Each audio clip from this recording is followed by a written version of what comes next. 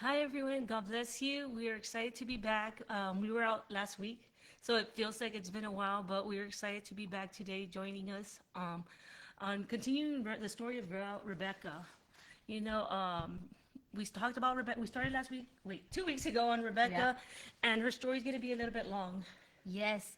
Yeah, we're continuing on Genesis 25. And if y'all remember last week, we were talking about how Abraham is older now. His wife has died. Sarah has died, and they have Isaac. And now Isaac is 40 years old. He's never married. So Abraham sends his servant over Yes. to his land, right, to go find a wife for Isaac. And so his servant goes. If y'all remember, the servant is asking the Lord, for a sign. He's saying, "Help me to find the wife for Isaac. I want to make sure I find his wife, Yes. and I don't want to go back empty-handed." So he says, "Whoever comes and helps me with the camels offers me water, but not only me, but my 10 camels. This is going to be the girl that I know that you have chosen for Yes. Isaac." And so there comes Rebecca, a Yes. beautiful young lady. She comes to fetch water for herself, but she notices the servant and she Yes. offers him water, and then also offers water for his camels, and she begins to Yes. give him water. And so that is how the servant knows that that is the one that the Lord has Yes. chosen And it's very beautiful. I think the phrase that stuck out to me from Genesis 20 twenty for. four was where Rebecca says, "I will go." I will go. You know, Yeah. it's just a powerful phrase where she's kind of like, Yeah, like, takes it on. like just, I don't know, like boldly says, "I will go." She steps into her calling, right? She steps into that moment of What faith, the Lord has for her, the unknown, destined, right? and it's kind of like that when the Lord speaks to us and He calls us out to the unknown. Will we rise up boldly, like Rebecca. Rebecca hears and say, "I will go," or like even Esther, right? I will do, like, and Ruth, all these women that bravely just step in to their calling that the Lord has for them, and it makes them seem like strong, Right. but it's just their dependence and awareness in Christ. Right. So Rebecca decides to go with the servant, right? She goes back with him and she meets Isaac and says that Isaac loved her. Yes. And so now some time has passed. Abraham has passed away now. And we're starting in chapter 25. 25, Abraham passes away. They bury him. And then in verse 19, here's Isaac. He's married to Rebecca. And verse 21 says, "Now Isaac pleaded with the Lord for his wife because she was barren. And the Lord granted his plea, and Rebecca his wife conceived. But the children struggled together within her. And she said, 'If all is well, why am I like this?' Yes. So she went to inquire of the Lord." Yes, but also remember, Rosalinda, I think it had been 20 years that they had been married, and they still couldn't have children. That the Lord had closed the womb, and I read somewhere that when the Lord closes the womb and then He opens the womb, usually that child carries out, or they have a like Purpose. a high calling, a high purpose. That we see it in Hannah with Samuel, we Samuel. see it with John and Elizabeth and and so many other women that are in the Bible, that the Lord is just pretty much purposely, gracefully saving them for a Waiting. time that He has set for them Right. to be born, to just do something great, Right. to be marked out or set apart, kind of like set Right. apart. Right. And so here is Rachel, after 20 years of not being able to conceive, Isaac intercedes for her.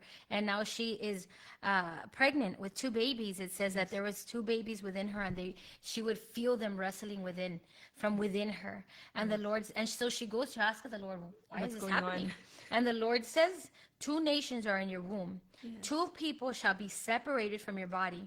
One people shall be stronger than the other, and the older shall serve the younger." Yes, As kind of like a not necessarily just a prophetic word, but yeah, a revelation that the Lord is giving Rebecca of what's going on. Because back then they didn't have no ultrasounds, ultrasound no would. sono, nothing She like didn't know that. there was two babies in there. 3D pictures and so forth. So the struggle, when I was pregnant with Isaiah, with David, and even with Braylee, my kids wouldn't move a lot, and I would get nervous, and the doctor would always say, like, drink orange juice, and that will make the baby do spins and cartwheels in your tummy. And I would drink, and they wouldn't. But sometimes when they would move, I was like, "Oh, there's David," and it would feel so. Yeah, Imagine two twins, they don't and fit. the like. She could feel all the kicking. Yeah, I remember Isaiah would make my stomach like curve like that.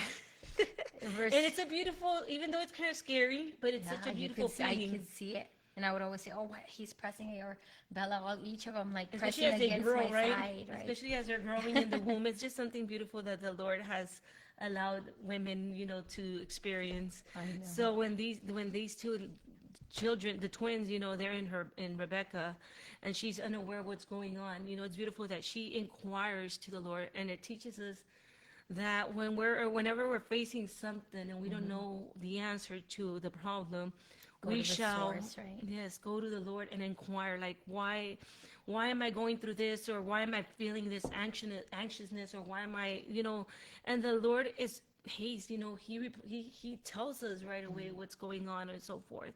And sometimes we don't go, like you said, to the source. The other day, or lately, I've been vacuuming at the house, and it's just, I guess because of the season, I'm noticing it also a little bit more. And it's funny because the cord is a certain distance, and I know when it's gonna stop if I walk one more step, because it's gonna unplug from the source, the electricity, so there's not gonna be no electricity, so the vacuum is gonna stop. So I know my distance and how far I can go from each outlet to around the house in order for it to work. And the first time it did that, I was kind of like annoyed, like, oh man. And that's what happens in life. Sometimes we're plugged in with the Lord and we want to step further or ahead of Him of what He's doing, and we unplug from the source. And just like it says, when the grapevine, that He is the vine and we are the branches, and we are to remain in Him, because apart from Him, We can you do do nothing. nothing. So once we're connected with the sword and we go to the Lord and inquire, He will respond. Right. Yeah. So here Rebecca goes to inquire, and the Lord lets her know there's two nations. This is a prophetic word God has given to her. Yes. Two people shall be separated from your body. One people shall be stronger. And then he says something so important that we're going to see play out in the next few chapters. And the older shall serve the younger. And so we know in this time, the firstborn was the one that came with all the rights, right? Yes. The firstborn male was the one that was to receive the blessing, the one that would carry out the legacy, the Yes, family the name, name. everything, right? And so the Lord is saying something different for the children in her womb. He's saying the older shall serve the younger. Then verse 24 says, so when her days were fulfilled for her to give birth, indeed there were twins in her womb, and the first came out red. He was like a hairy garment all over. So they called his name Esau. Afterwards his brother came out, and his hand took hold of Esau's heel, so his name was called Jacob. Isaac was 60 years old when she bore him. Wow. She bore them. So Isaac's already 60. We don't know how old exactly Rebecca is, but she's probably somewhere like 45, 50, at least 10 years younger than Isaac, right? And the name of their meaning on their name, as we read before, Esau meaning the red one or the hairy one, and Jacob meaning the supplanter, the deceiver. And even the one who's grasped, because he grabs the heel. But later on, we're going to see, as we continue to read on Rebecca's life, of how Jacob and even Esau's name is easy to see because of his red hair and hairiness. But as Jacob, we're going to see his cunningness to deceive. Right. And why he was and the names like back then, how they had meaning. I'm sure when you named your children, most Christian parents will go and the Bible search somehow names, because we want our children to be named with a meaning. Purpose. I we know don't with pick David. because it sounds nice, although that does play a part. Yes, because even like David and Brady, both of them have three. They have their first name and their middle name consists of two names. So sometimes now that Brady's funny because she'll be calling David. Sometimes she says David Jeremiah, and Brady, and she's like, "What's my name?" And I say Brady Ariana Eli, and she kind of stretches her eyes like. Well, but when we named our when Phil and I we're finding out names for our children, we wanted names with a meaning, with a purpose that the Lord was going to place on their life. Yeah, so here you have Jacob with the name the deceiver. So we'll be able to unfold why he's named that. So verse 27 says, so the boys grew, and Esau was a skillful hunter, a man of the field, but Jacob was a mild man, dwelling in tents. And Isaac loved Esau because he ate of his game, but Rebekah loved Jacob. So we see here the Bible making a clear distinction Yes. of how there was favoritism, right? It says that um, Isaac loved Esau because he ate of his food, of whatever he would go out and hunt. But Rebekah loved Jacob. So we already see very clearly that there's a favoritism. Yes. Rebekah is more persuaded by Jacob, and Isaac by Esau. And at that time, the danger, not only between the brothers, how they work towards each other, but I'm assuming also in the marriage. I'm assuming, because when there's that favoritism, let's say Isaac was going to get after Jacob, Rebecca would probably step in and say, no, no, no, like, or vice versa, as far as that. So for some reason, I was like, the struggle that favoritism does not only to the children, but also to the marriage. Yeah, it's very harmful. We have to be very careful. The kids always ask me, Mom, who's your favorite? And I always say, as we should, right? And it's true. I love you all the same. Yes. Each child we treat differently, but there is no favoritism. There is no, I love Josiah the most, or I love Isabella the most, or Isaiah the most. We love them all differently because each child requires different parts of us, right? Or requires, maybe one of them requires a little more patience, a little more grace, Yes, or yes. but we love them all the same. But the kids, they always want to know. But And we hear parents say that, think- oh, so and so is my favorite, and you see the other ones kind of like their heart aches a little, like ouch. But So- again, on favoritism, it's funny because as we mentioned favoritism and everything, I also think about Jesus and his disciples when they were fighting, Yeah. amongst each other. Yeah, like, how is he gonna die when Jesus tells him this one, Peter, you're gonna die a harsh death, and he goes, well, how is John gonna die? Yes. And he goes, what's it to you? Yes, you worry about You yourself. worry about yourself. And not only that, when they're asking who's gonna sit next, Who's gonna be sitting next But the to beautifulness is that when we read John, we see John. Jesus never said that he was his beloved. John says it because he was speaking He from a felt it. point where he was at. He So it's felt it, beautiful yeah. when our children themselves know that there is no favoritism, but They're that the loved. parents are loved by the parents. Equally, Yeah. differently maybe, because like you said, different things that they do and so forth and so, but they're all loved equally, just like the Father, just like God loves us all the Well, same. it and creates a spirit of jealousy and bitterness and resentment for one another. So we do have to be careful as parents that we don't create that hostility within our home. That we might think, oh, it's funny or it's cute that I tell the baby that he's my favorite, but you don't know what you're causing to your other children. So we don't want to create that as parents, that our children are rivals of one another, that they're competing for our love. There's love enough for all of you. Yes, no. This is a safe place. Yeah, and no, there is danger because I know, like you mentioned, sometimes you hear parents jokingly saying it and then they're laughing, but they don't realize the harm that's being Yeah. done to the child, And and we'll especially see as that they play out grow. here. As We'll they grow, see, right? right? That's how, because then they start to think and see it differently, and because their mind is developing into a different sense, and not only that, the child is their insecurity, not only to themselves but also to their parents and so forth. So there's a lot of danger going on when we do favoritism. Yeah, when we favor one more than the other. Verse 29, now Jacob cooked a stew, and Esau came in from the field, and he was weary. And Esau said to Jacob, please feed me with that same red stew, for I am weary. Therefore his name was called Edom. But Jacob said, sell me your birthright as of this day. And Esau said, look, I'm about to die.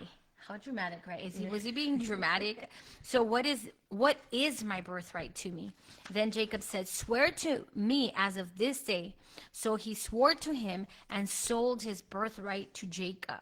And Jacob gave Esau bread and stew of lentils. Then he ate and drank and arose and went his way. Thus Esau despised his birthright. Right. So Esau comes in from the field. He's exhausted, he's tired, and he's starving. It sounds like my kids when they haven't eaten I know, for a few David. hours. I'm starving. Belle would always say that when she was little. She was never just hungry. She was Just always starving. starving. No, and it's funny because Brady also recently started to say it because David, for sometimes when they get after school, I was like, David, are you hungry already? He's like, no, I'm not starving yet, or maybe a little bit. But then when he's hungry, he will be dramatic and say, I'm starving. Right. And I'm like, okay. And now Brady, 2-year-old, is like, I'm starving. And I'm like, okay, you're not starving. You're just hungry.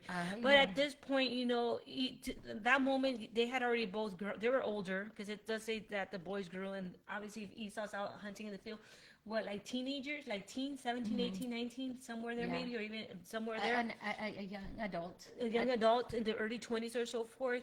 So as they're there to that moment when Esau sold his birthright, yes, it was in order for what the Lord had already said, that the younger Right. was the older was going to serve the younger, but also The younger Esau would serve did the it out of thinking not much of it, because Yeah. he's like, what good is it if I'm What starving good right is it? now?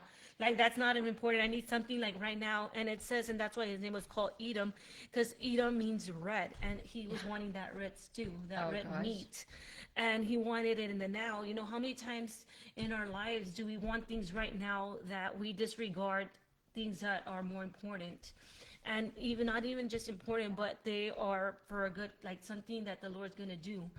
And when he despised his birthright, he did it unwillingly, yet willingly knowing Right. what he was doing, but he didn't think much of it. So when he swore on that and he sold his birthright to Jacob, he was pretty much surrendering or giving up that blessing that Right. the Lord had for them. Even though the Lord already had told Rebekah that Jacob was going to dominate or overrule Esau. Yeah. But they didn't know that.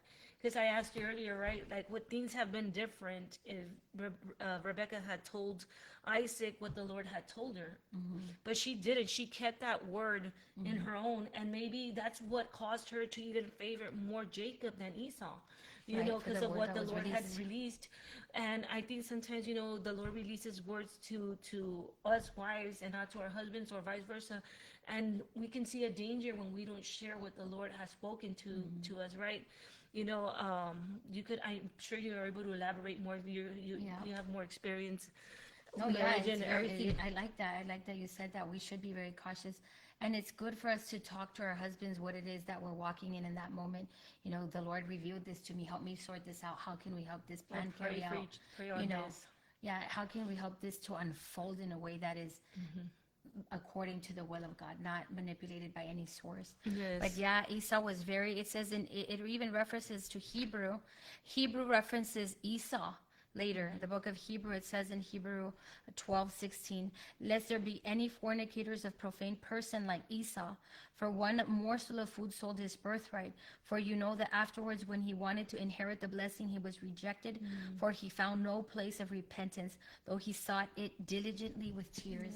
And so we have Esau here being referenced as a person made out of bad example, Yes. to make sure that we're not like that. That not because we want our needs met in the very moment that we relent Yes. what is, or we forfeit the Yes. blessing that God Yes. has for us. And here specifically, he was talking about fornicators, people Yes. that have sexual relationships before they're married, and they're forfeit the blessing, the covenantal blessing that comes when you're married, and you partake in what God has given you in holy matrimony, right? But to be very cautious that we don't despise our birthright, despise what God has given us, our blessing, like Esau. Yes, and as you're saying that, you know, what came to my mind of Christine Kane, I enjoyed listening to her and reading her books. She once said a quote that stuck out a lot, she said, "Don't lose what's eternal for something that is temporary." And this is what Esau kind of Exactly. did. He Yeah. lost what was eternal, that blessing, that covenant. Even though we already know, because the Lord had already revealed it to Rebecca, that, you know, he was not going to be the one that was going to be blessed.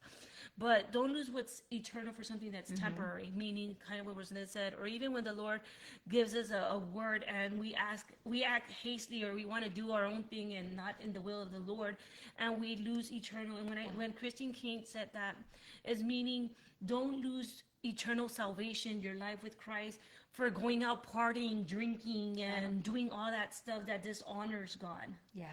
So the birthright guaranteed for these firstborn children, it was for the firstborn male, not only a larger part of the inheritance, but also a headship of the family.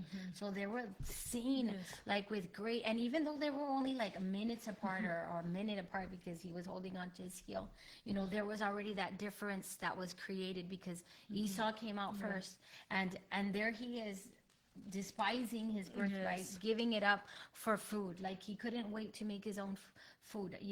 He was the most he had been gone was for the day, a day or Yes. 2 days maybe, but not like starving to the point of, it seems dramatic to me that he would be so willing to give up his birthright. He couldn't wait to just grab something, maybe a fruit or something off the counter, Yes. as opposed to selling his birthright. So yes. So yes, Esau trades his birthright over to Jacob, and then we continue on chapter 26, and here in chapter 26 we have where now there's a famine in the land, and I'm sorry, Isaac now has to leave. He has to go to the Gerar. I'm not sure how we pronounce that. And so the Lord appears to him and he says, don't go to Egypt. You stay here and dwell in this land, and I will be with you and bless you. For you and your descendants I will give this land, and will perform the oath which I swore to Abraham your father, and I will make your descendants multiply as the stars of heaven, and I will give your descendants all these lands, and in your seed all the nations of the earth shall be blessed, because Abraham obeyed my voice and kept my charge, my commandments, my statutes, and my laws. So Isaac dwelt in Gerar. And so here is Isaac in Gerar, and the men of the place asked about his wife. And here we have the repeat that, if you guys remember, when we were Sarah learning and of Abraham and Sarah, and where Abraham asked Sarah to lie that she's his sister, because he recognizes that she's beautiful and he doesn't want to be killed, because they want to take her, and so they'll kill him. And so now we have the repetitive sin, the repetitive Cycle of distrust. Yes. And the irony, or the part that makes it the most funny, is because the Lord has just literally spoken to Isaac He just and told told him him. that he will be with him and he's going to bless him, and the oath that he swore on Abraham his father is now upon his line. And and the moment Isaac seems like to step out of the presence of the Lord, and he starts to focus on what's the around outside. on the outside. Does On the that sound enemy. familiar, right? Does this sound familiar when the Lord speaks to us and we're boldly and everything, and the moment we start seeing with our natural eyes all the afflictions or the enemy or the giants and all this, that we forget what the Lord has spoken over us or over our lives, that we try to help God. Yes, and so here is Isaac again repeating what his father did, and he asks Rebekah, because again he recognizes that she's beautiful. She already at this point is about 60 years old. We don't know. The boys are already grown up. Time has passed. She might be 50, 60, 70 years old. We don't know, right? And so he asks her to lie, and she does, and she lies, and the same thing that happened before happens again, right? So the Lord has to step in and save her. And but isn't that interesting, that repetitive cycle? That's something to be said about that generational curse, that we do pass down our ways of thinking, our ways of rationalizing things. Again, Yolanda said, and it was written right in the very beginning of chapter 26. The Lord is telling him in verse 2 that he will be with them, that he will number his descendants, that he will take care of him. And here is Isaac still. But the Lord, earlier I was reading what are the daily devotionals, because like I mentioned, Christine Kane, I like to read her daily devotionals, and she ended with saying that the Lord does not call the qualified, he qualifies the called. He calls us and then he qualifies us to complete what he has in store for us. So when we read about Abraham, when we read about Isaac, and later as we read about Jacob, and as we even read about Peter and Paul and all these from the new to the old, we see that they are imperfect. Yeah. They are imperfect. They have flaws and many mistakes and many weaknesses and so many things that could unqualify them, but yet the Lord calls them to do something in their time, and the Lord specifically just told, even like with Joshua, that he tells them so many times in the book of Joshua, do not be afraid.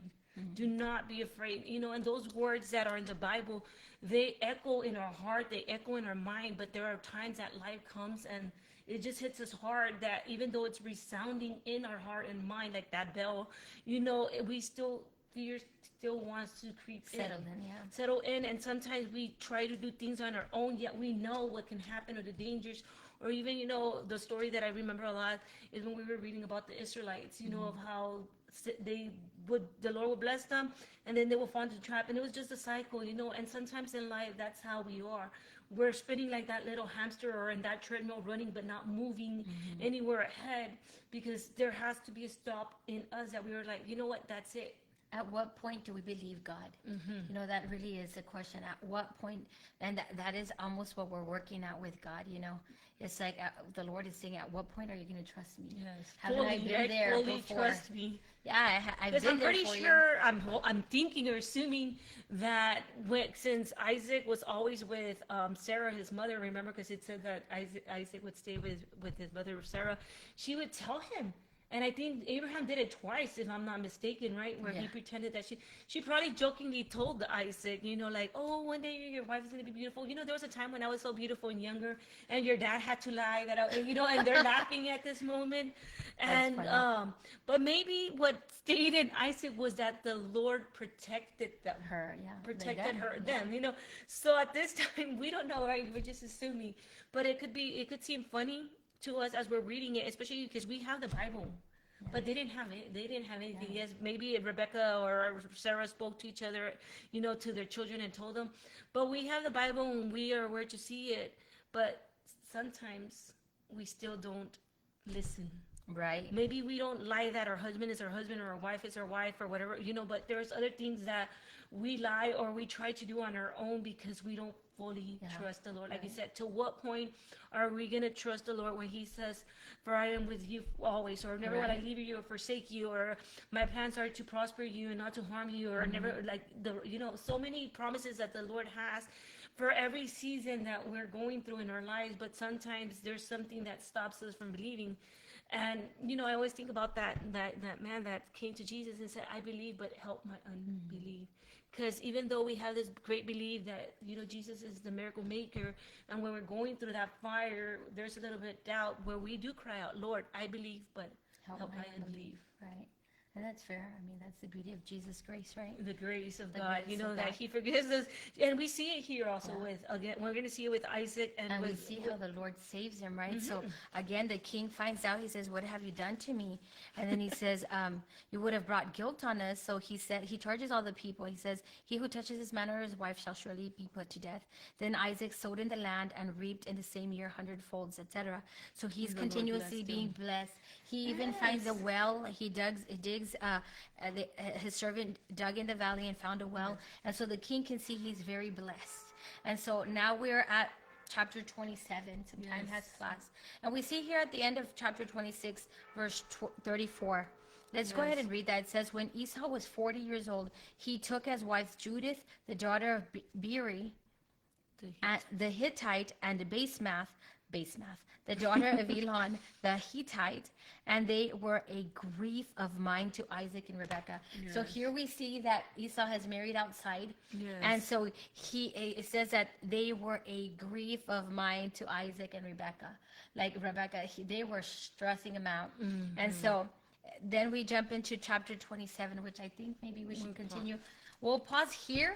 We'll continue with chapter 27, and now we're going to see why Jacob is called the deceiver. And so we'll read this next week. It's Isaac blesses Jacob, and we'll see how this takes place, how this happens.